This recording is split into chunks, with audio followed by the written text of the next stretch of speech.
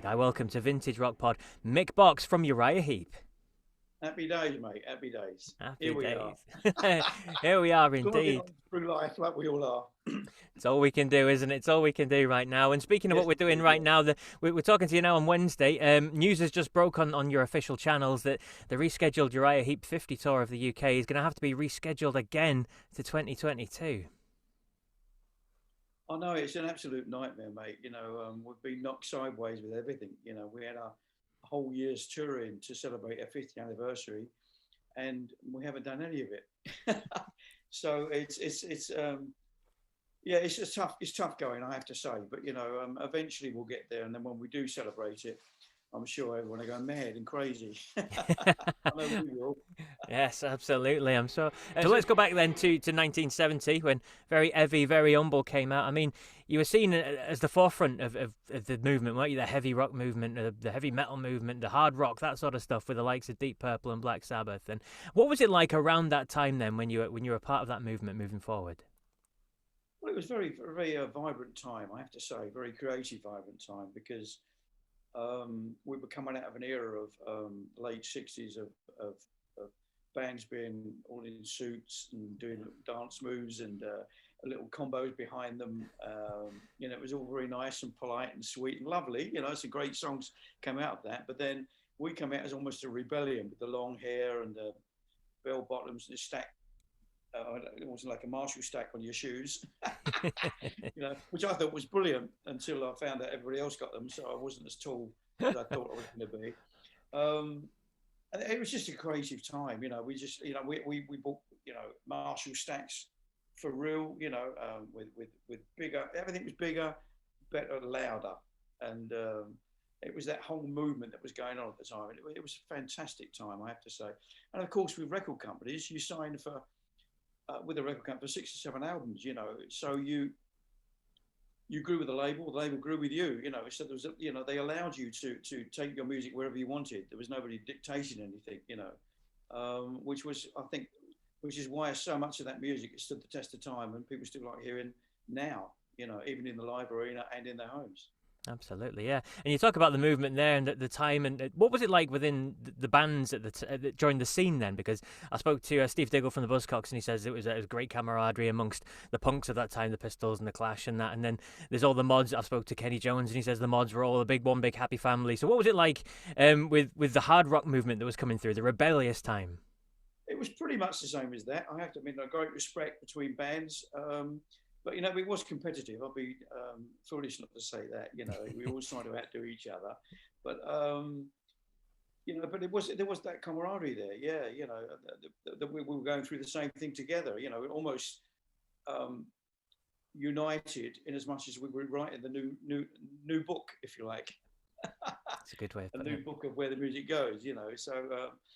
And I think that it was such a vibrant time with fashion. I mean, coming out of the late 60s into the 70s where all these bands were happening, really there was only fashion, music and sport that people got involved in. Nowadays there's so many diversions, you can do more than that on your phone. But back then that's what it was like, and they were all intrinsically linked, the footballers were looking like rock stars and whatever, it was great. It was a great time. Yeah, loved it. Brilliant. And in terms of, you mentioned a bit of competitive edge as well amongst the bands. I mean, one thing that stood you out amongst those others, I mean, the others had Ozzy, they had Gillan, they had, I don't know, Plant, that sort of stuff. Whereas you guys, David was brilliant frontman, but you had the harmonies as well, didn't you? Yeah, I think that was very important for Heap because we always had 5 strong singers, so the harmony became an important trademark for the band. Yeah. As much as the Hammond organ and as much as my guitar wah wah solos, it kind of they were the things that we tried on. In fact, if I try and explain that a little better, if you took a song into the band and we applied all those things, it became Heap very quickly. If you know what I mean, you can have something quite off the wall, but take it into the band and put all those elements in, all those trademarks in, and suddenly it's Heap again. It's got that definite sound of the band. And another definite sound of the band was David Byron. He was an incredible frontman. He kind of had it all, didn't he? I mean, to you, sum up David. What made him so special? Well, number one, he had the most marvelous voice, a fantastic voice, and David was one of these vocalists that lived inside a song. He wasn't just a vehicle for it. And I think that's where it comes through in the grooves. It comes through when people hear his voice. There is a deep honesty there that just springs out of everything. He was just wonderful, and of course he had a great vocal range. You get up really high too, and do the screaming, like which was very important in those days. Yes, of course. And he also had charisma, by the bucket load. I always said, if you were in the Albert Hall, it was a full up, and David came in one of the exits, he was there. He had that sort of charisma. Brilliant. In the end, a lot of that charisma was his downfall, I believe. Because you couldn't leave it on stage; you had to have it everywhere. And it's not a healthy thing.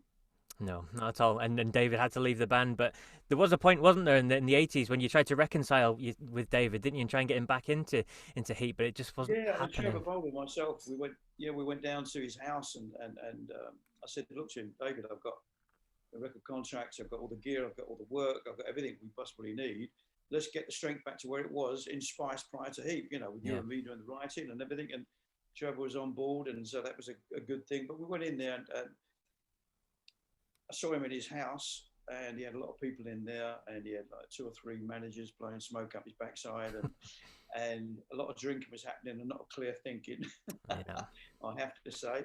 And in the end, he was just so immersed in his solo project that he, I think he was putting together Rough Diamond at the time. He was so immersed in all that he couldn't see any other way to go than the way he went. In fact, I can remember vividly sitting outside in the car outside the house with Trevor, and we just looked at each other and went, what happened? We went in with all these great ideas, all these great offers and everything to launch him back to where he should be, and it wasn't to be. What's going to happen? It's sad, isn't it? Especially when you talk about the managers. Real shame, because we would have gone on to great things for sure. Absolutely. And you mentioned managers there. I've heard you in another interview say that maybe if the managers had looked after the band members a little bit better in those early days, because they definitely flogged you, didn't they? It was 2 albums a year, it was 9 months touring, then perhaps certain things wouldn't have happened to certain members. That's really one of my comments, there was no attention given to anybody's private life at all.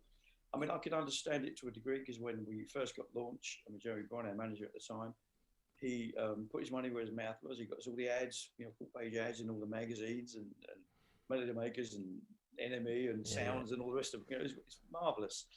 But then obviously he wants his money paid back. He bought us all the equipment, and there comes a time when you've got to pay that back. And we did over a number of years. But then when we paid back tenfold, it's time to just ease off a little bit, but he didn't. He just kept pushing. And then the wheels were falling off, you can't go with that sort of pressure without something happening. And it did, unfortunately. But there's 2 ways of thinking it as well. But also back then, anybody had any dependency on anything, there wasn't a priory to go to. There wasn't anything other than your local doctor. So there was no backup for any of that, or no information that you could go and green out somewhere to try and put it right, So it was a difficult time all round. But I just feel that if we had more time to have home life, then that balance would be beneficial to everyone, I think. But it wasn't to be. Sadly not. And touring is a huge part of Uriah Heep, and still is pretty much, isn't it? And you guys, you're always on the road, and is that something you still love doing? Well, when we're allowed to, obviously. well, up to the COVID thing, we were playing in 62 countries around the world. So, it was very much, what we do, and where we belong and what we'd like to do. It just so happens that, this is just throwing a big curveball to everyone, and we have to deal with it how we can deal with it. So at the moment, I'm sitting at home writing songs with Phil Landon, our keyboard player, and we keep FaceTiming and Skyping and Zooming and all the things that are available to actually, liaise together on songs. And I have to say some of it's really great stuff, but, if I give you an example, writing a song, for instance, where we'd probably write it in a day if we were both in the same room. This is taking a week, 2 weeks or more, Emails flying around, go here, I've got to go there, and all that stuff. I've got to walk the dog. I've got to and you get taken away from it, But yeah, if we were in the same room, we'd move a lot faster, I have to say. And just touching on the touring, then, I mean, if we go back a few years, I mean, you toured America a lot, didn't you? But you had some interesting support acts, should we say? Interesting is probably the best word. The likes of Earth, Wind and Fire. I mean, how on earth did that come about? And it sounds so odd now, doesn't it? Well, it was Earth, Wind and Fire. I think it was ZZ Top, Earth, Wind and Fire, and Uriah Heep. I think it was. Yeah. And well, we were going guns out there. We were doing 10, 15, 20,000 seaters a night all over the place. Yeah. Which is marvelous. And they were good bills. But getting back to your point with Earth, Wind and Fire. In those days, music was just good or bad. It wasn't pigeonholed at that point. Mm-hmm. It was only later on when they started putting bands like us in heavy metal or hard rock and this in there and that in soul and that promoters then started only booking bands of that genre. Yeah. Which is a shame, really, because we turned on a lot of Earth, Wind and Fire fans, with our music, and vice versa. And that's the way your audience grows. If you just keep playing to the converted all the time, it can't grow as much. If you know what I mean. Yeah. And you mentioned ZZ Top there. I mean, you helped to push some now legendary bands forward, didn't you? So, likes of ZZ Top and Rush and people like that kind of toured with you, didn't they? Yeah, Rush and Kiss and many of them, mate. Yeah, it was all good. Yeah, it was all good. It was great to tour with all them bands, and it was a great time. Again, it was very vibrant, very new, and I don't even think the merchandising thing was happening at the time. That's how far back we go. And then somebody went light bulb moment. Some money to be made here. Yeah. And then that's all happened. But none of that was happening at that time. We were just out there playing. Brilliant. And then just one last touring thing. I mean, I remember you describing yourself as being the Indiana Jones of rock and roll, no stone left unturned, and you were the first group over to Russia, weren't you? The first Western group over to Russia, although Bon Jovi likes to claim otherwise. But it's amazing because we had a saying in the band back in the 70s that if the people couldn't come to the music, we'll take the music to the people. And so while the bands were just doing the mainland Europe and America and Canada, we were going out to all the Eastern Bloc countries. We were going to East Berlin, we were going to Bulgaria, we were going to Czechoslovakia before it became the Czech Republic and Slovakia. We were going to all those places in Hungary. And we had a Hungarian promoter called Laszlo Hedigas that took us out to all those places. And he said, we're going to have to get you in Russia. You won't know how big you got. We're going, yeah. What I've been told at school about Russians, we'll never go there, let alone to play our music. And lo and behold, he every year he kept asking them, and he got back the answer, niet. And then one time it went, yes. And we went, oh, wow. And then Glasnost were formed, and they sent over an official document that I've got up on my wall in the office, invited us over to be the first Western rock band. We all went over there to Moscow, not knowing what to expect. Yeah, of course. And it was just amazing. You just could not believe it. We played to 180,000 people over a 10-day period, and they were coming in from all over the place in Russia to get in. But, to travel, they had to apply for a passport to travel within the country to get there. So it was just an amazing time. I mean, it was really silly because we didn't realize how big we were out there until we got there, of course, because we had no way of, judging that. And but it was just absolutely amazing. I mean, we'd walk into restaurants and the whole restaurant would stand up and applaud us, and string quartets playing our music. It was just absolutely silly stuff. But amazing that even with all that communist regime, that music still got through. Those fans were saving up for 2 months' money to buy one album. They bought your album. It's just absolutely amazing. And at the risk of being sent to Siberia for being caught listening to it too. So, yes. There was a big price to pay, but the music got through every time. Absolutely, and it stuck around as well, hasn't it? I mean, classic rock, it lives on, doesn't it? Especially in Eastern Europe and places like that. I've spoke to Joe Lynn Turner from Rainbow Deep Purple days, and he kind of lives over there now, and he says that the bands are still so highly thought of and regarded as the legends that you are. It's different to the UK or the US that are always looking for the new and the next thing. Yeah, I think especially in Europe, there's a lot of loyalty in the business as well as through the fans as well. Yeah. Whereas in other territories, they may be looking at the next new thing, or rather than it was heritage. So yeah, he's absolutely right, Joe. Good man, Joe. I did a thing within me and Bernie. We did Rock Meets Classic with a big classic, big orchestra. And Joe was one of the artists who spoke along with us, and we got on like a house on fire. Yeah, him and his wife Maya, the lovely people. Yes, brilliant, good stuff. And just touching on recent events. I mean, sadly, you've lost friends and former colleagues along the way, haven't you? And recently, in the last few months, we've lost Ken and Lee as well. I mean, how does that affect you and your outlook on life? Well, first and foremost, it's sad, and it's like being punched in the face, 30 times by Mike Tyson. You're absolutely stunned by it all, really. I mean, Lee, I could understand because he'd been fighting his particular cancer and stuff, and his illness for 5 years or so, and so every time I saw him, I saw the progression not being good. So it wasn't quite such a shock, even though when it still comes, it's a big shock, because I saw him the week before in his home prior to him passing away, and chatting to him about all the old things, you can see him come to life when we talk about it. You swap the old stories and the jokes and the camaraderie we had, and we were like brothers running the world together. It was marvelous. And then I was playing him some of the stuff I'd been writing, and he came to life again. He's singing away in the bed, and it was just like from walking in to this person who's not very well to suddenly this vibrant person who was just immersed in everything. It was Heep. It was lovely, yeah, and he was a good man. But then someone like Ken, I had no idea. I think I was on the phone to our keyboard player, Phil Lansing, at the time, and he said, "You're not going to believe this. I just got a message that Ken's passed away." I said, "Oh, wow."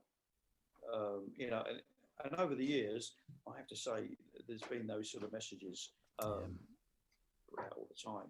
I mean, I've been, I think in America, for about a year, everybody thought I was dead. No, still alive. Anyway, I phoned up Steve Weltman, his manager, and who kindly told me what had gone on, and it was just a complete shock, it's just shock horror, Yeah. But I mean, how I feel now is that, being the only one still here from the classic lineup, I just keep waving the flag, all over the world, and by keeping things going and keeping things moving and doing new material, it also keeps all the music that those great musicians left behind very vibrant too. Because we play a lot of them on stage too, they usually live in the duo and stuff, all classics and gypsies and stuff. Yeah. So we'll always play that. So it just keeps everything alive for everybody, really, in terms of music at least. Absolutely. And you spoke a lot about the new music and the different way that you're working now, and it's taking a little bit longer. In terms of an album, are you looking at putting out a new album at some point? Is that what this is aiming towards? Or are you just doing what seems to be the thing now where it's just tracks and see what happens? No. Planned to go in this February. I think it was, and then it went to April, and then it went to September, and it could still be September, we know. But, we had we got an American producer and Jay, and for him to come over, that 2 weeks, we had to go in a hotel, and when he gets back, the same thing, and he just, I don't think we can handle that, No. So then there was the possibility of booking it all, and then just one of us go down with something, bang, it's all off again, but you still have to pay the bill for the studio, So we're treading gingerly, one might say. The deal's there. We're ready to go. It's just a matter of just slotting it in when we can. And of course, with these dates moving from the UK now, there's also another slot there to go and record something and try and make use of that time. Yeah. But yes, we'll definitely do an album. We're all writing towards that now. I know Russ has been writing. I know David's been writing. I know me and Phil have been writing. So yeah, we'll be there, mate. New album will be on the way.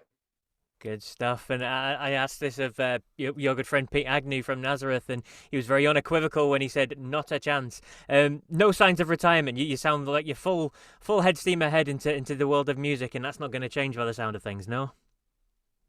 No. I think my mantra later in life is health is wealth, and as long as we've got health, we go out there and do it. Because that's what we want to do, and it's what we do, and we do it quite well. So.